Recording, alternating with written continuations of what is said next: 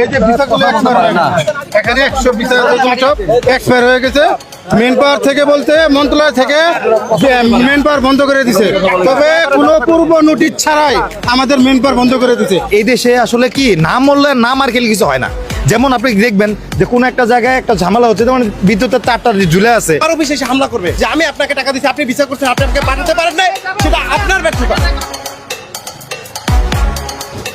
ভুক্তভোগী লাউস প্রবাসীরা যারা যেতে চাচ্ছে প্রবাসে, তারা বাংলাদেশের অর্থনৈতিক চাকা সচল রাখার জন্য তারা এই পরিশ্রম করে যাচ্ছে। আমার হাতে বেশ কিছু পেপারস দেখতে পাচ্ছেন, এগুলো সবই হচ্ছে ভুক্তভোগী। কারো ভিসার মেয়াদ চলে গেছে, কারো বা 2-1 দিনের মধ্যে শেষ হয়ে যাবে। তারা আজকে প্রবাসী মন্ত্রণালয়ের সামনে একত্রে হয়েছে। তাদের একটি মাত্র দাবি, তারা যেন বিএমইটি মানে ম্যান পাওয়ারটা করে যেন সরকারি নিয়ম অনুযায়ী সঠিকভাবে পাড়ি দিতে পারে লাউসে। এটাই তাদের আশা। আমি একজন লাউস প্রবাসী। আমি আমার এলাকার প্রতিবেশীরা আমার থেকে কেউ ভিসা নিছে। আমি লাউসের যে কোম্পানিতে জব করি ওই কোম্পানি থেকে ভিসা নিছে। এরা কেউ যেতে পারতেছে না, সবাই তো আর্থিকভাবে টাকা পয়সা দিছে। এই যে ও আমার মামাতো ভাই, ও আমার থেকে ভিসা নিছে। আমি ওই কোম্পানিতে জব করি। আচ্ছা, আপনি যে ভিসাটা করেছেন এটা কি কোনো বৈধ প্রক্রিয়া করেছেন, বা মানে অবৈধ প্রক্রিয়ায় কিন্তু অনেকে বিদেশে পাড়ি জমাচ্ছে, এক পর্যায়ে তারা কিন্তু সহায় সম্বল একেবারে জীবনটাও হারিয়ে যাচ্ছে অনেকের? হ্যাঁ, অবশ্যই বাংলাদেশ সরকারের যত আইন আছে, নিয়ম কানুন আছে, একটা পাসপোর্ট আপনার যখন লাওসে পাঠায় তখন অবশ্যই মিনিস্ট্রিকে অবহিত করে ওই পাসপোর্টটা মিনিস্ট্রিতে অবহিত করে লাওসে ভিসার জন্য লাওসে গেছে। তারপরে লাওসের গভর্নমেন্ট ইন্স্যুরেন্স থেকে অ্যাপ্রুভাল ওয়ার্ক পারমিট দিয়ে তারপরে এম্বাসিতে পাসপোর্ট পাঠিয়ে তারপরে আপনার ভিসা স্টাম্পিং করা হয়। আমাদেরকে কোনো পূর্ব নোটিশ না দিয়ে আমাদের এই গরিব অসহায়দের মেন পাওয়ারটা বন্ধ করে দিয়ে এদেরকে ক্ষতির মুখে ফেলে দিই। সমস্ত কিছু জানার জন্য আজকে আমরা এখানে আসছি। আমার বাড়ি হবিগঞ্জ, সিলেট। আমি খুব গরিব মানুষ, কামলা দিয়ে ভাত খাই। আমাদের গ্রামের 2জন লোক গেছে লাউস, একবার সবকিছু কমপ্লিট বাদায়, তারপর 45,000 টাকা মাসে। এই জন্য আমি লাউসে বই দিছি। এখন দেওয়ার পরে আমার সবকিছু কমপ্লিট হওয়ার পরে আমার ভিসার মেয়াদ চলে গেছে। আমি মেন পাওয়ারের কারণে দেখতে পারতেছি। আমি ব্যাংকের থেকে লোন নিছি, আমি সুদে টাকা নিছি।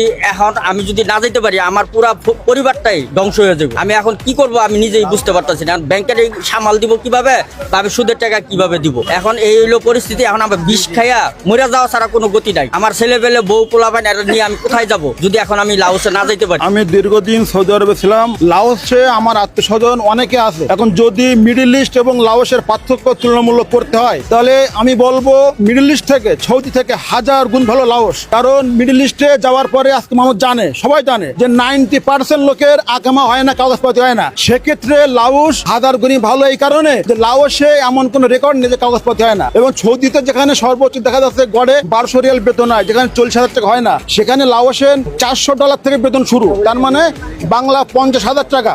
সেক্ষেত্রে আমি বলতে চাই যে লাওসের একটা নতুন সম্ভাবনা, নতুন শ্রম বাজার। মালয়েশিয়া যেমন একদিনে হয়নি, আজকে লাওস সম্ভাবনাময় দেশ।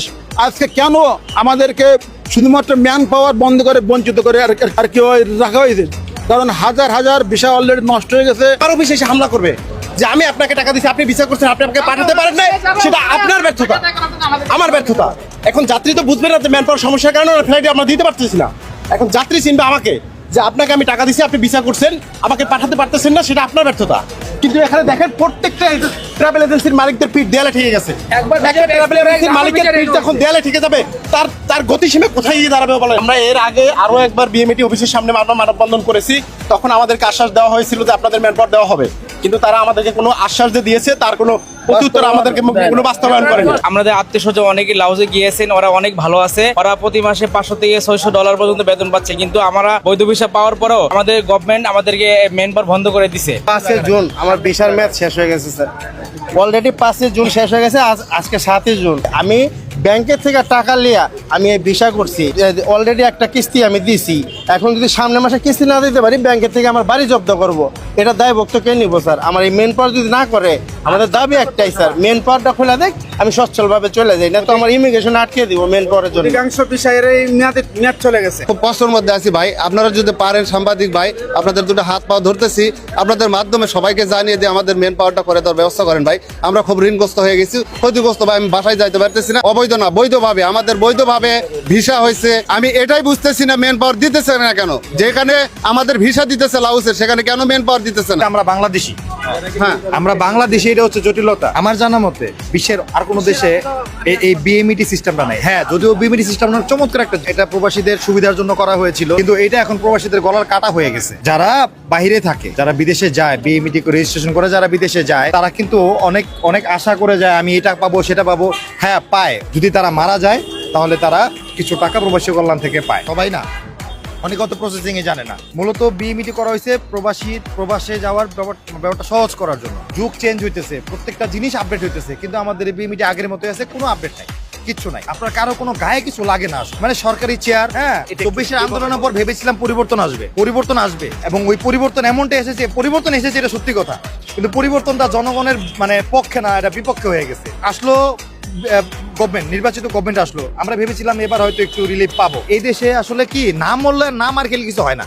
যেমন আপনি দেখবেন যে কোনো একটা জায়গায় একটা ঝামেলা হচ্ছে, যেমন বিদ্যুতের তারটা ঝুলে আছে, কেউ দেখবে না, একটা মরবে, তারপর সবার জায়গায় মানে নজর আসবে যে না এখানে একটা কিছু করতে হবে। তো আমাদের আসলে কি অসহায় জনগণ, তো আমরা এরকম এসে দাঁড়ায় থাকতে পারবো? ওই